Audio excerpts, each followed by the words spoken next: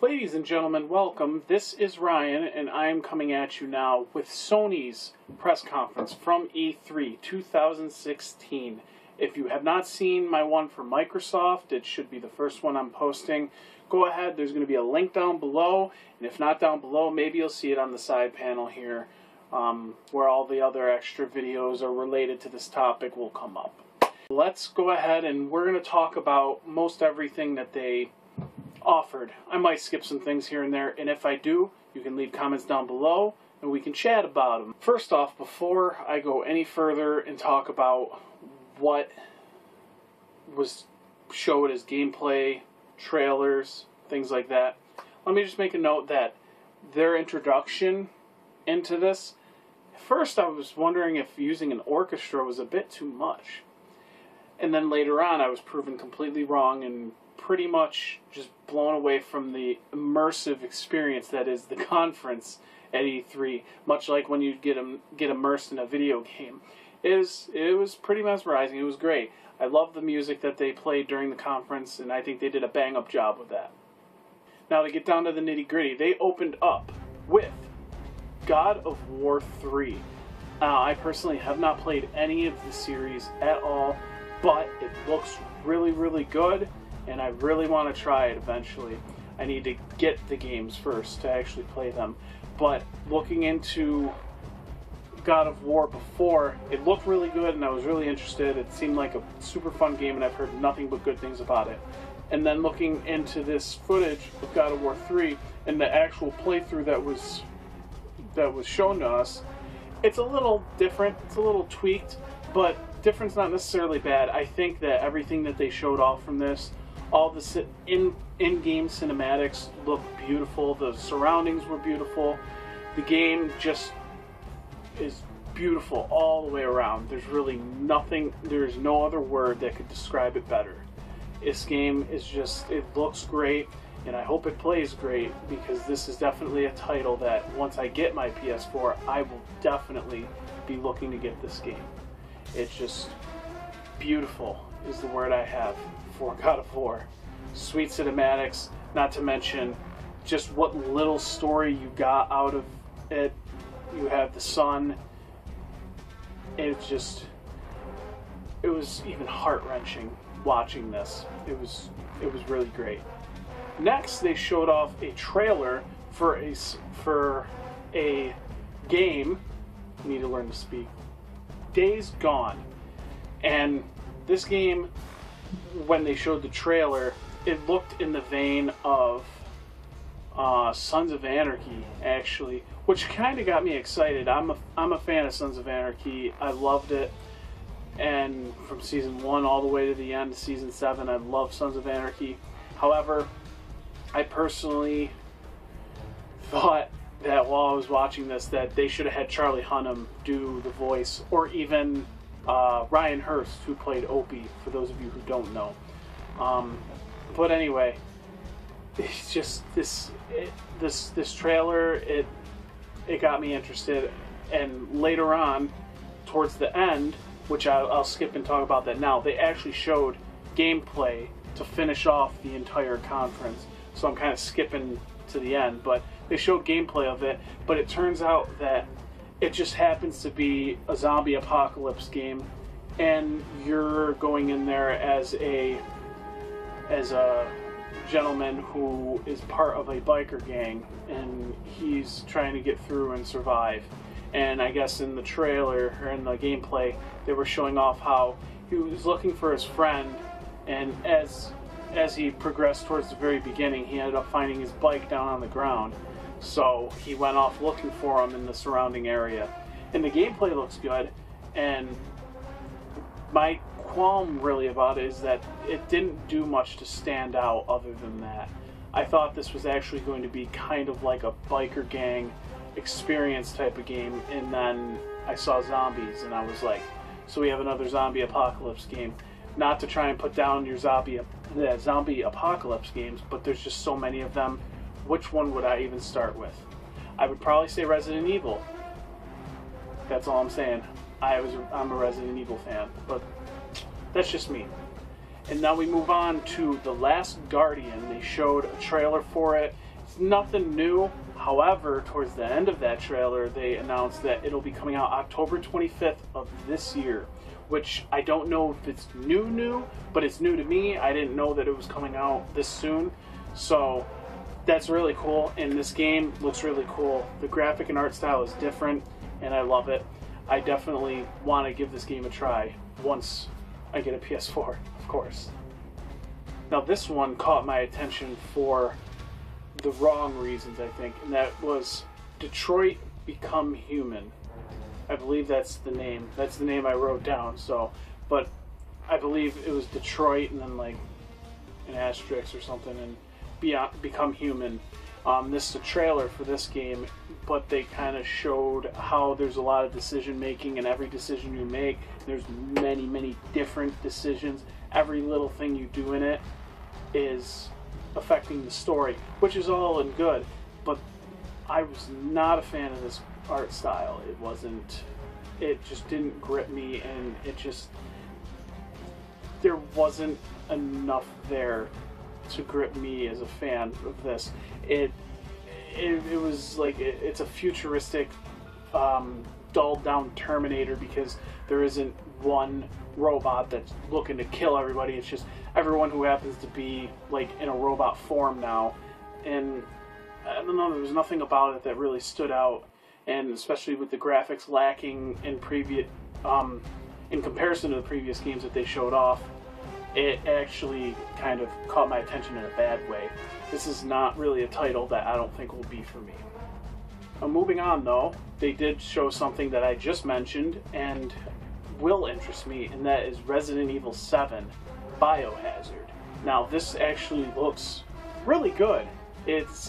You're set in a I believe the person's in a log cabin. They basically kind of did it PT type style. It was really dark. Couldn't really see what was going on around you. You had no idea where you were, why you were there, but you were just off in like some shed looking place, and you just stumble across just all this weird shit, and you really have no idea what's going on. I'm pretty sure at that moment you didn't even have a gun at that point. However, this was just a trailer. This wasn't actual gameplay. I would have loved to see some gameplay from that point, kind of like the PT demo, like if we were playing PT right in front of you. That would have been really cool. But this trailer does look promising. It looks really nice. Unfortunately, this doesn't have a release date yet, so it's probably still in development, but they wanted to get us a trailer to show us what they got.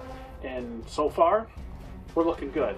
I like this, and I definitely will probably pick this game up once I get a PS4. I think I'm going to say that phrase a lot.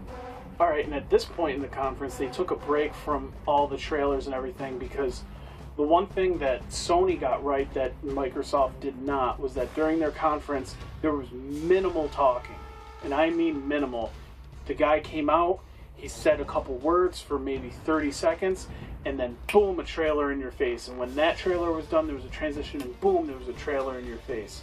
Or there was some gameplay here. It was just, they knew what they were doing this time around, and they did not fuck around. Sorry for my language. But, like I said, moving on, they took a break from trailers, and they decided to talk about the PlayStation VR, which will be available October 16th. And so far, they have 50 games compatible with the VR, which was really cool. And then it was, the price point I believe was $399, which is about what you would expect, because that's about what they're going for right now. I mean, it is still rather brand new. So, but then a couple games that they showed off and actually showed like clips and trailers for, which was kind of cool. They showed a game called Farpoint, which I don't remember much about it, but then they jumped the gun and went to Star Wars. They have a Star Wars VR type. It was actually called Star Wars Battlefront X-Wing, in which you're piloting a ship and you're going around shooting starfighters and whatever. I'm not the biggest Star Wars fan, so I mean, I don't mind it, but I don't know every name of everything that's in Star Wars. Sorry, Star Wars fans. But then, after that, they transitioned to a Batman Arkham game. and it was just titled It was just titled Batman Arkham VR, and they didn't show a whole lot of that, but they just hinted towards that that's a big title that they're going to be working for in VR, and it looks good so far. I can't wait to see what they do with this, and I can't wait to experience VR for myself for the first time. I just know when I do it, I'm going to hurl, because if I can't play my 3DS in my car while someone else is driving, how am I going to do VR without wanting to throw up? But, you know, I heard that that's a common side effect of playing VR for too long, so. And next, they talked about one of the things I was just looking forward to just seeing in general, that is Final Fantasy 15. Now, I know Microsoft already did some gameplay of Final Fantasy 15, but this is the console you will see me buy Final Fantasy 15 on, is Sony. And the big reason, if you didn't catch the Microsoft press conference that I reviewed and covered, whatever you want to call it, you can go ahead and check that below to figure out what I'm talking about here. But Final Fantasy 15 on the PlayStation 4, it looks phenomenal. I was mesmerized by it, just watching it I watched Nate from the Sprite Lovers play the demo online, and he has videos up of that. He has videos up of that, and it just looks amazing. The gameplay looks great, the visuals are phenomenal, just an immersive experience all around, and I can't wait to try it out myself. And like I said, if I were to get this game for any console, it would be the PS4. It looks much, much better. And they announced that it'll be coming out September 30th of this year, and on top of it, there will be a VR experience for Final Fantasy 15. That's definitely something that is going to get a lot more VR units sold, because Final Fantasy, even with its windfalls and its previous titles, it's still a major franchise. There's some people who stuck true to it, just like people do with Nintendo all the time. There's people who are just hardcore fans, and they give every single title a fair shake before they ever make a judgment on them, and then they keep coming back. Same thing with Final Fantasy, and I think it'll help push VR sales with time. And next, we move on to the thing I really could care less about, and that was Call of Duty Infinite Warfare. They showed a trailer of it. I really wish they showed gameplay, because the trailer wasn't anything that I hadn't seen in a previous trailer. I mean, I don't find the aspect of being in a first-person shooter and being in space to be the off-putting part of this. The off-putting part is that they didn't do anything special to, yeah, you're in space and you're playing Call of Duty, but at the same time, it's still Call of Duty. You have like basically a grappling hook that can get you from place to place, especially when you're in low gravity space, basically. But it's just not enough. That's not enough for me to want to play. I mean, the last one I played was Modern Warfare 2, and that one is still pretty much the title that everybody loved the most out of the series. And a lot of it is because, well, Modern Warfare 2 did everything Modern Warfare 1 didn't, and it just made it that much better. And like I said, I played my fair share of Modern Warfare 2, and I really liked it. And then after that, I just did not see anything special about the rest of it. So, personally, I'm not really looking forward to this as much as probably some others are.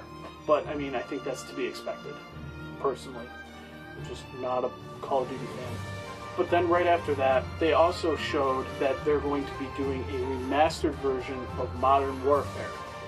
Now, this is kind of cool, because it'll enhance the graphics even more from the first Modern Warfare, and they're going to put it in HD, all that fun stuff, and it'll be interesting to see how that goes, because at least with Modern Warfare 1, that was towards its roots, and hopefully they don't stray too much from the path and make it try to make it a completely different game with the same title, while still obviously having the same content as the original. Hopefully they just master it up and they add some extra content to make it worth it. But that's more of something. We got a little bit of a teaser trailer for that, but we didn't get a whole lot, so only time will tell with that. Alright, next they talked about something that was rumored and I was excited to hear about. In the minute I saw that shadowy figure on the floor where the announcer was standing, I was excited because I really wanted to hear news about this. I actually just picked up a copy. Then they talked about Crash Bandicoot. Fortunately, it's greatest hits, but yes, we are going to get some new Crash Bandicoot stuff. Now, the downside to that is what they announced as far as new Bandicoot stuff was that he is getting a remastered version of Crash Bandicoot 1, 2, and Warped. So, I'm excited for a remaster. I mean, they could definitely do that, especially when you look at like the graphics on the PS1 versions.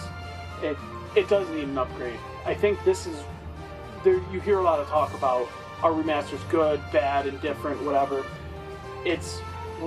We've come to a point where we could kind of decide when a remaster could be beneficial.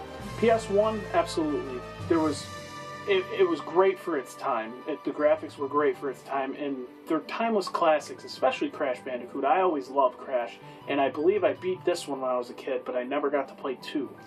And it looks aged, though. So as far as the graphics, and I'm not a stickler on graphics, but to get a remastered version of this will definitely make me want to play this game again. And I'll definitely want to play the second one and Warped. So a remastered version of this is definitely a good place to at least start.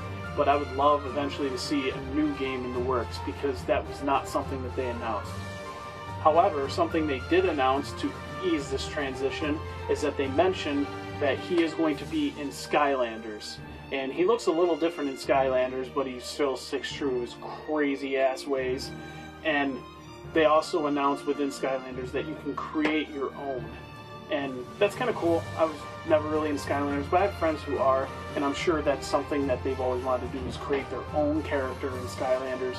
And the choice selection is at least pretty wide that I could see. But that's kind of cool too. Crash and Skylanders. It's not quite what I was hoping for, but it's not nothing. And then the big thing that everybody was waiting for, and they waited till almost the very end to bring him out. By him, I mean Hideo Kojima.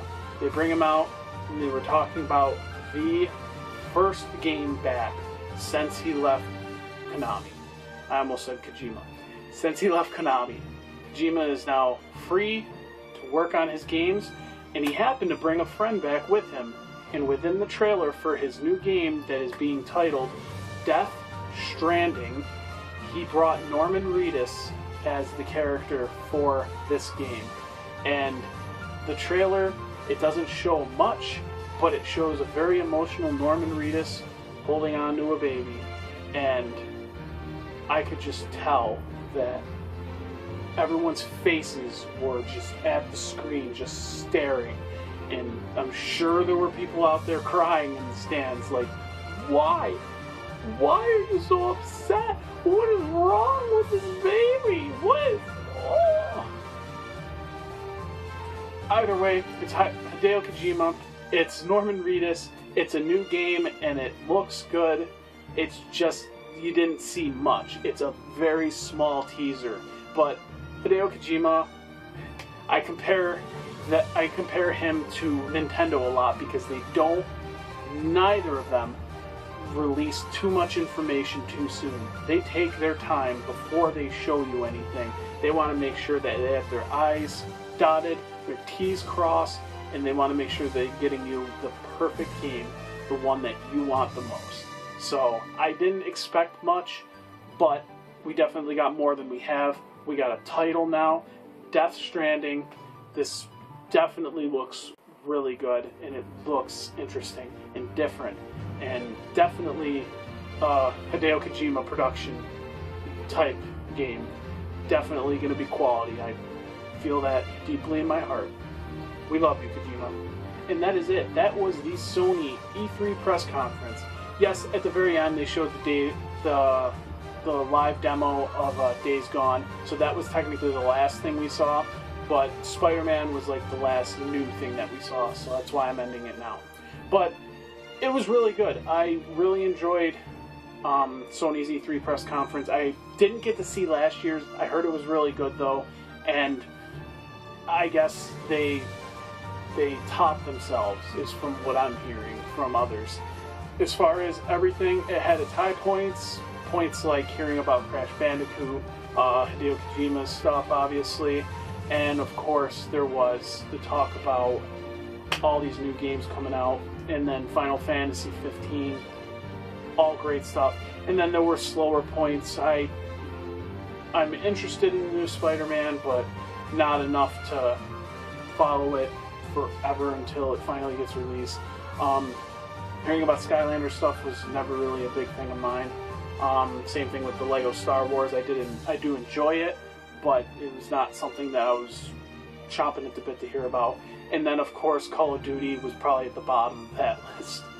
But other than that, this conference, if I were to have to give it a rating, like a grade, a letter grade, I would probably give it a B, because it was definitely, it hooked me, and I couldn't keep my eyes off the screen.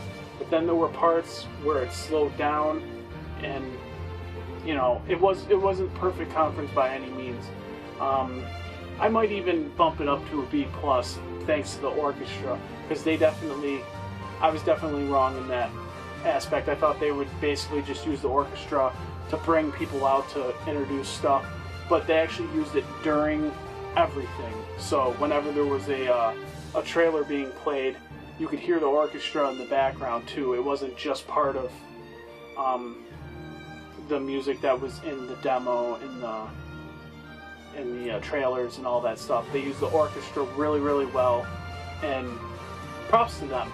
They did really good. I really love music, so adding music into the background was definitely a great choice. So I would give this a B plus.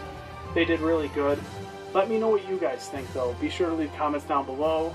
And of course guys, until next time, take care.